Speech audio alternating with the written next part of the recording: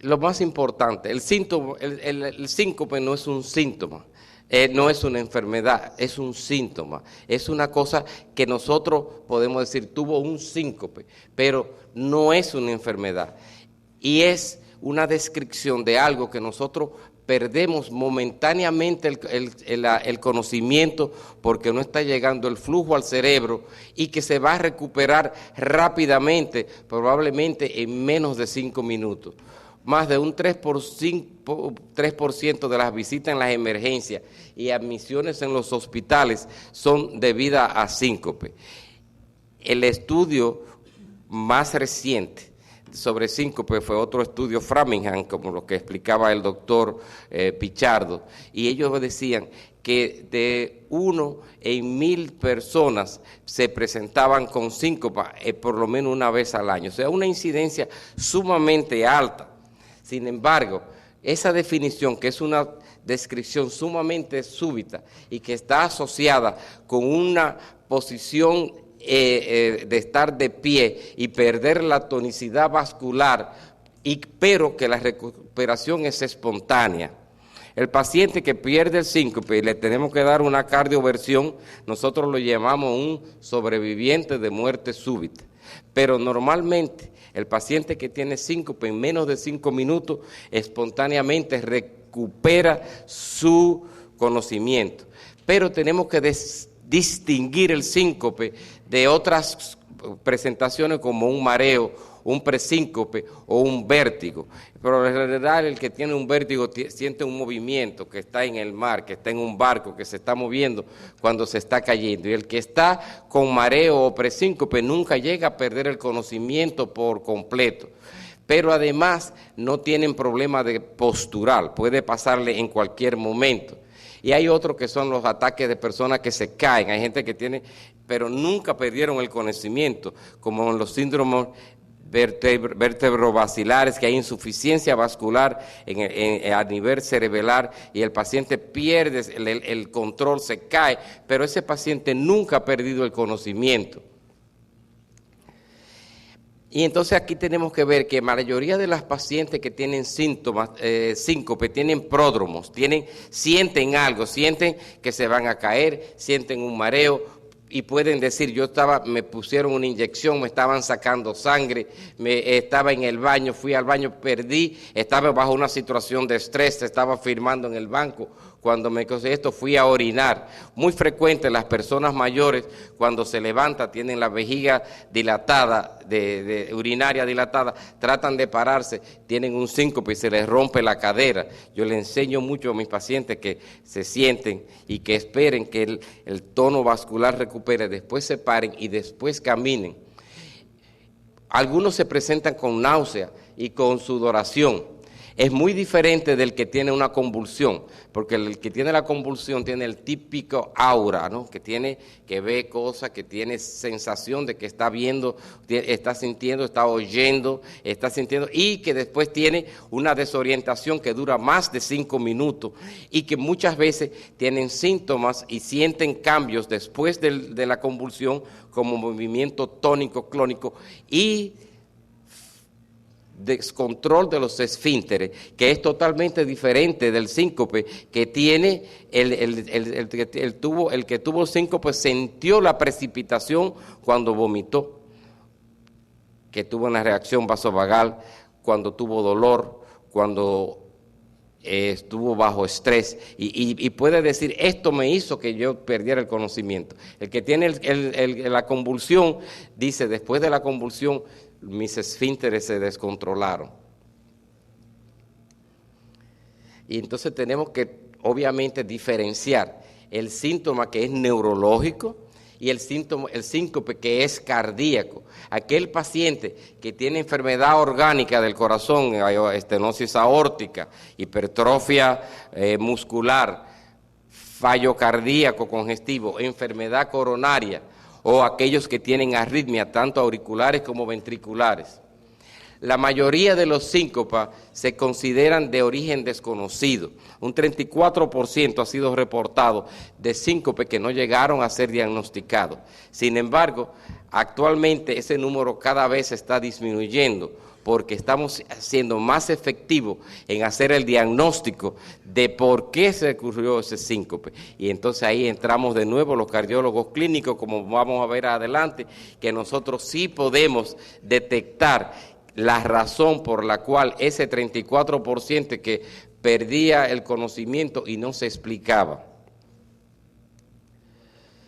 Entonces aquí vuelve ese grupo de pacientes que tienen enfermedad estructural cardíaca, tanto fallo cardíaco como hipertrofia cardíaca, como enfermedades vasculares, como arritmia, que se presentan como síncope. Muy importante que esos pacientes tienen un riesgo de morbilidad y mortalidad mucho más alta que los pacientes que tienen el mismo tipo de enfermedad y no desarrollan síncope. Es decir, que si yo tengo un paciente que tiene hipertensión pulmonar y se me presentó con síncope, ese síntoma de síncope es un riesgo independiente de morbilidad y mortalidad en mi paciente que ya yo sé que tiene enfermedad de hipertensión pulmonar. Si yo tengo un paciente con estenosis aórtica y se me presentó con síncope, a pesar de que el gradiente en mi ecocardiograma está moderado, me está diciendo que ese paciente está a riesgo de tener otro evento cardíaco y una morbilidad y mortalidad aumentada. Si yo tengo un paciente que tiene enfermedad cerebrovascular, ha tenido un accidente cerebrovascular previo, tiene una enfermedad estructural cerebral, se presenta con síncope, también ese paciente tiene la posibilidad de desarrollar otro evento cerebrovascular no fatal, es decir, que no lo va a matar, pero sé que está a riesgo de, y entonces me está alertando a mí que tengo que tratarlo más agresivamente. Entonces, indudablemente que tenemos que ver que todos esos factores, un electrocardiograma normal, paciente que está con arritmia, hombres de más de 45 años y mujeres de más de 45 años que se presenten con síncope y tienen enfermedad estructural cardíaca, son pacientes que tienen un aumento en su riesgo overall de morbilidad y de mortalidad. Si yo tengo más de 2 de esos factores, arritmias, edad o fallo cardíaco juntos, también me indica que ese paciente está a alto riesgo. Entonces tenemos que hacer una diferenciación en el diagnóstico de lo que es el síncope en pacientes cardíacos, que hay obstrucción como que se presente con infarto, que tenga angina inestable, que tiene un espasmo coronario como en Prinzmerer, que tenga disección de aórtica y se puede presentar como un síndrome de síncope. O sea, todo esto, y en las arritmias, la conducción del nodo auriculoventricular, paciente que se presente con VTAC, que tenga un síndrome de Brugada, que tenga fibrilación auricular o que tenga flutter, todo eso son pacientes bradiarritmia o supraventricular como el síndrome de Wolff-Parkinson-White. Se presentan con síncope, son pacientes que van a tener más riesgos cardiovasculares a largo plazo. Y entonces aquí viene el tema que nosotros no conocemos tanto, pero que nos toca a nosotros, a los cardiólogos, tratar, lo que se está llamando neurally mediated syncope, el síncope que está siendo mediado neurológicamente, o el síndrome cardioneurogénico, o como nosotros lo decimos, el síndrome vasovagal. Y entonces nosotros decimos, es un síndrome vasovagal, vino a la emergencia, vomitó, tuvo un mareo y se fue. Ese es un paciente que ni me interesa, por eso yo decía, cuando Fausto me dice, para que hable de eso, ni me interesa y César, no tan claro eso. ¿Por qué? Primero, porque el paciente que está teniendo recurrencia de síndrome vasovagal es un paciente que va a desarrollar otra enfermedad, ya va a tener miedo. Tengo miedo de manejar. Tengo miedo de hacer el ridículo cuando esté haciendo una presentación. Tengo el miedo de que me pueda caer y romperme la cabeza. Y de hecho pasa. Tienen la posibilidad de caerse y hacerse más daño. Entonces es importante que podamos diagnosticar a aquel paciente que tuvo un síndrome vasovagal esporádico en comparación con aquel que tiene una enfermedad de disfunción disautonómica que le hace perder el síncope y que podemos tratarlo y que podemos evitar que lo vuelva a tener. Además, el otro grupo que es sumamente importante es el grupo que tiene una mezcla, que sí tiene una enfermedad neurológica, que sí tiene una enfermedad cardiovascular, pero además tiene disautonomía neurológica que le hace precipitar síncope encima de una enfermedad cardíaca o neurológica, tanto sea central como periférica, como en los diabéticos o el parkinsonismo, y le dé un síncope que le pueda romper la cabeza o la cadera.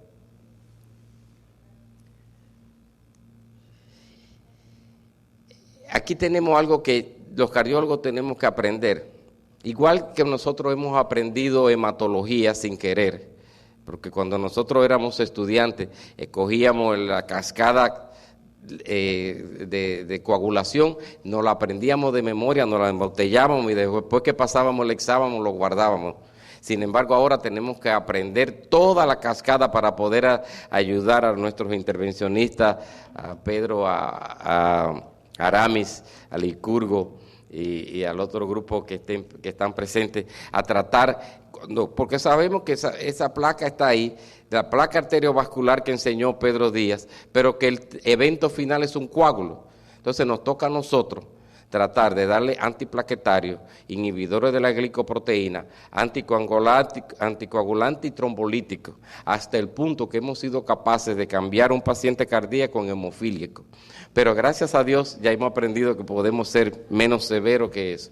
Entonces aquí el síndrome neurológico está producido que un cambio, cuando yo me paré de esa silla para venir acá, probablemente 500 cc de sangre mío se fueron a la pierna y al vaso, a la área esplénica.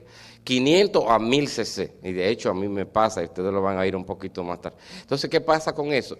Que si se me baja de repente y mi sistema autonómico no es capaz de aumentar la resistencia venosa, aumentar el retorno al corazón y el flujo al cerebro, yo no voy a tener circulación al cerebro y voy a caer y voy a perder el conocimiento. Entonces, esos factores vasoreceptores que están a nivel del síndrome, el nódulo carotídeo, el nódulo en el arco aórtico, en los pulmones, en la vejiga y en el estómago y en otras partes del cuerpo, van a recibir, a coger esa información, la van a mandar centralmente a través de la médula al cerebro, y eso va a hacer eferentemente darle un influjo de producción de catecolamina que va a producir un aumento de la resistencia, aumento del pulso, y entonces yo no me caiga.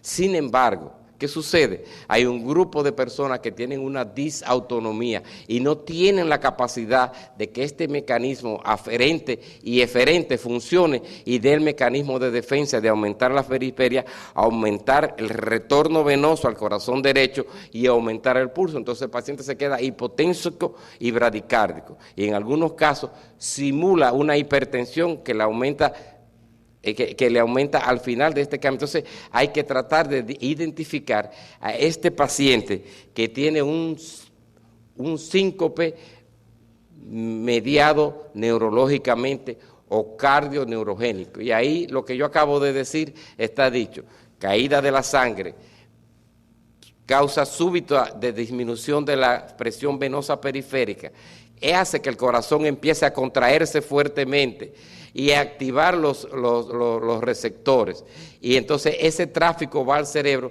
simula que hay una hipertensión y provoca paradójicamente una bradicardia y caída en la circulación periférica venosa. Esto los ingleses le dicen timber, se derrumbó. Y esta diapositiva anda por el mundo a diferentes niveles, desde que el soldado se está cayendo hasta que se cayó. Yo vi en el último periodo del presidente Bush en Normandy, en Francia, estaban todos los soldados en orden, con el presidente francés y el presidente Bush hablando de la guerra, de la Segunda Guerra Mundial. Un muchacho joven de probablemente unos 20 años, enfrente de los dos presidentes, hizo así, y se fue, y los otros lo tuvieron que agarrar y caerse. bastante vergonzoso, me imagino que tendría él, de que un muchacho de 20 años se desmayó. Pero ¿qué pasó? Probablemente él, elegido entre los miles, era muy emotivo lo que él iba a hacer, está despierto de probablemente a las 4 de la mañana preparándose, probablemente ni desayunó mucho, está bastante de pie esperando el acto para los presidentes, su problema autonómico no era tan normal como el de su compañero y le bajó la emoción de él estar en un evento como ese, le provocó más vasodilatación y se cayó. Pero yo le quiero presentar un caso más bonito. Yo le decía a Javier, yo tengo un caso más interesante que ese. Un joven de 27 años de Dajabón, que su papá quería que Dajabón tuviera un hijo médico, y aunque nació en Montecristi, su papá lo fue a Dajabón y lo declaró. El doctor Cunha le dice, ¿y por qué? Le dice, porque yo quiero que si él sale médico, a las 3 horas de nacer, si él sale médico, Dajabón tenga un hijo médico. Dios lo complació. Y yo lo complací en pedir que yo fuera a hacer la pasantía a Dajabón. Mi esposa va a tener el primer niño, vengo a Santiago, que es donde nosotros vivíamos, salgo con mis amigos, creo que hasta Víctor andaba, nos vamos para la Bois del Matún, esa época estaba de moda, nos tomamos trago y todo eso, bailamos, típico de un santiaguero después de estar fiestando, comerse un buen sancocho. Había un lugar en la Juan Pablo Duarte, cerca de donde está el metro, que hacían unos sancochos exclusivos, estamos comiendo, y eran el sancocho, yo me estoy comiendo el sancocho, y de repente se me fue la cabeza dentro del plato. El restaurante se paró. ¿Qué estaba comiendo? Y la gente piensa, ¡ay! Se vació el restaurante. La gente dijo, se intoxicó. Se fue todo el mundo a las 2, a las 3 de la mañana. Pero ahí no termina la historia. Cuando yo llego a mi casa y mis hermanos le dicen a mi mamá, no, ¿pero qué pasó? Dice, no, que Héctor se mareó, pero se le fue la cabeza, se metió la cabeza en el plato. Mi mamá dijo, esto está chivo, agua bendita con él. O sea, mi mamá dice, me le están haciendo mal de ojo al muchacho. Agua bendita. Ni estaba intoxicado, ni me habían hecho brujería. Tuve una disfunción disautonómica. De pequeño, en varias ocasiones me había pasado, me estaban poniendo una inyección, no sé si ustedes recuerdan, a los niños cuando estaban un poco flaquitos le ordenaban 10 miligramos de Bebitín fuerte, y venía una señora con la misma jeringuilla, no sé cómo no cogíamos hepatitis C, y te inyectaba con el dolor y el pico, ¡pah! En una de esas me fui. Después una inyección de penicilina, también me caí, y en 3er grado me dio un golpe en la rodilla. También perdí el conocimiento, me mandaron para mi casa y mi mejor amiguito también dice, pues tú te deberías marear una vez al mes para que nos manden para la casa. No termina el caso ahí, le diría que después, montando bicicleta en mi casa en Miami, me caí, se me dislocó el hombro y yo andaba solo, ahí también perdí el conocimiento. Pudo que haya habido un steal y unos vecinos me recuperan. Y la cuarta, la última vez que me pasó fue en el año 95, cuando yo era presidente del Cedars Medical Center. Dice Fausto Warden que Pedro Díaz ha sido past president 2 veces. Y digo yo, bueno, yo he sido past president 3, porque fui past president antes de ser presidente, porque el que era past president se murió. Después me entré a Cedars y después cuando era University of Miami. Ahora estoy en sabática, ya terminé mi periodo. Bueno, entonces el 95... me sentí incómodo con el jefe de cirugía, el doctor Postel, que ustedes se acuerdan, el alemán, porque él no le gustaba hacer pacientes de alto riesgo. Y un paciente mío que tenía que hacerse de alto riesgo, él decía que no, y entonces yo hice así, lo moví, lo mandé al Mount Sinai, el doctor William lo hace, y a los 5 minutos me dice, yo lo voy a hacer, y me encojoné. Y en ese momento es así, casi lateralicé, y la enfermera me coge, me llevan a una habitación, y se corre la voz por todo el hospital, que doctor Jiménez perdió conocimiento, y me subió el jefe de radiología, me hicieron resonancia magnética, me hicieron, María no estaba en Miami, y como a las 6 de la tarde llamé a mi hijo Víctor, yo, Víctor, ven a buscarme, que si me quedo aquí me van a abrir el cerebro y yo no tengo nada. Bueno, ya estamos sin...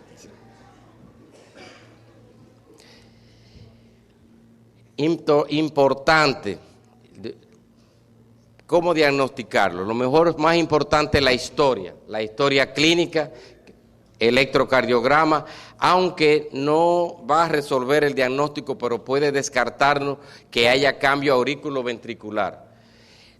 Un CT de la cabeza, un electroencefalograma, muy poca información. Un ecocardiograma y una prueba de esfuerzo sí nos van a ayudar a determinar si hay problema cardíaco. Aquí estamos de nuevo nosotros. Los neurólogos no lo necesitamos para eso. Necesitamos una buena historia clínica, un electro y un eco.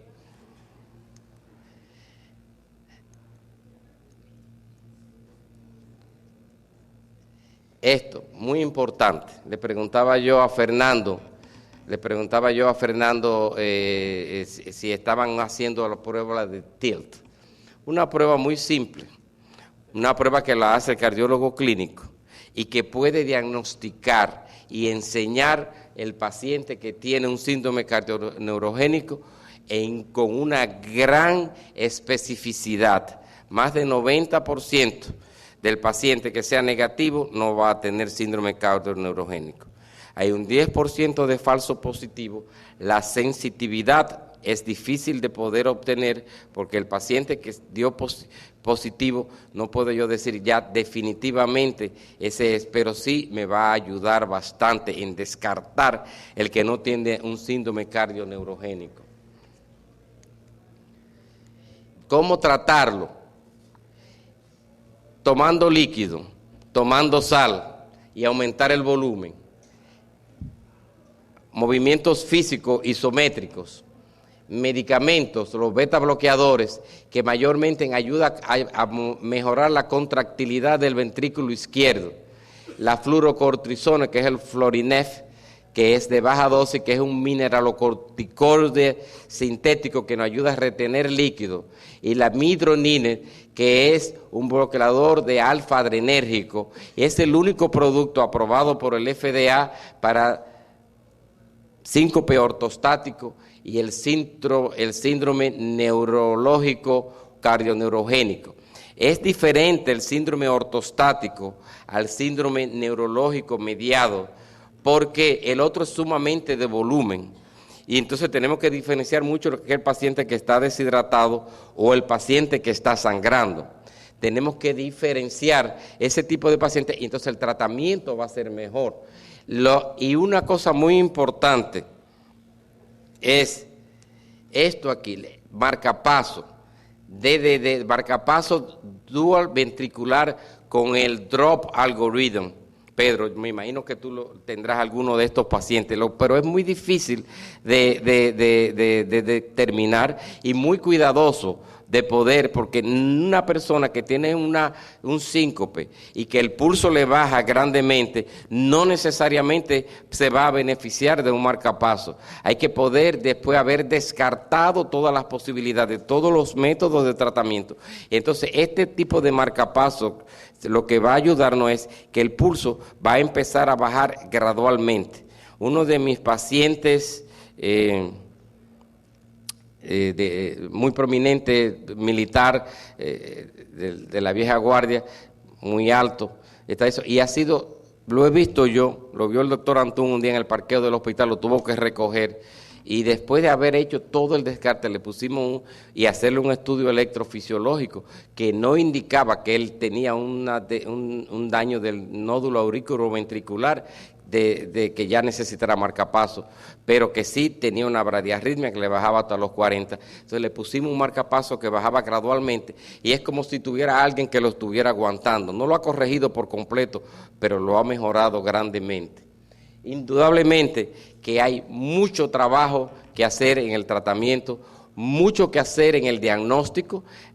Yo obvié la parte, porque ya son cosas que ustedes saben hacer, de hacer la prueba de 24 horas de monitoreo, de poner el monitoreo externo, e incluso en aquellos pacientes que son tan difíciles de ponerle, de detectarlo. Hay un gran porcentaje que nunca detectamos y se le pone un aparatito subcutáneo, que también sé que lo ponen ustedes aquí, y puede estar por 8 o 10 meses. Cuando el paciente tiene un síntoma, automáticamente reactiva y graba los últimos 45 minutos antes del síncope. E incluso el paciente puede tener la capacidad de activarlo, y es como tener un chip que le ponen a los perritos con su nombre debajo de la piel, y el paciente puede reactivarlo una vez que le haya pasado el síncope y pueda ayudar. Entonces, la prueba de TILT, la prueba de grabar, pero sobre todo la parte clínica. Pedro Díaz dice que le encanta estar conmigo para oír mis anécdotas, pero esta anécdota no se puede escapar. Y voy a decir el nombre de la anécdota porque es mi cuñado, el doctor Fabio Mamerto Rivas, que en varias misas se caía, ¡pum!, los monaguillos lo tienen que recoger. En el seminario de Jarabacoa estaba manejando, se llevó una estatua de la Virgen por delante, y entonces me lo mandan los curas, después que le hago todo eso, dice, bueno, Fabio, tengo que hacerte una prueba de TILT. Y ustedes saben que Fabio siempre es muy jocoso, bueno, lo que tú dices. Y cuando le llevamos ahí, le dice la enfermera, ¿ha perdido usted el conocimiento? Dice Fabio, sí, 2 veces, pero no se preocupe, que yo lo traje conmigo y no se perdió. O sea, dice, no se preocupe, que yo lo encontré y me lo traje conmigo. O sea, pero clínicamente, ¿qué quiere decir? Que él lo recuperó. Eso, él recuperó su conocimiento, que es muy diferente del que tiene una convulsión, que no se va a acordar de qué fue lo que pasó. Pero bueno, vamos a ver, después de esto viene, pero eso lo van a dejar en otro congreso, específicamente la cardiología trabajando específicamente los pacientes que tienen síndrome ortostático o síndrome cardioneurogénico agudo y que además tienen otras enfermedades. ¿Cómo lo tratamos? ¿Cómo lo investigamos? Un poquito más sofisticado que eso, pero yo creo que ahora Ligia y todo ese grupo dice, oye, ¿cuántos pacientes andan por ahí con síndrome cardioneurogénico y no lo estamos tratando? Y esa es una prueba que la pueden hacer hasta en la oficina. Con un protocolo, con una enfermera especializada, se puede hacer. Estamos ayudando a la población y doctor Enrique Cordero, los cardiólogos clínicos estamos de moda de nuevo. Muchas gracias.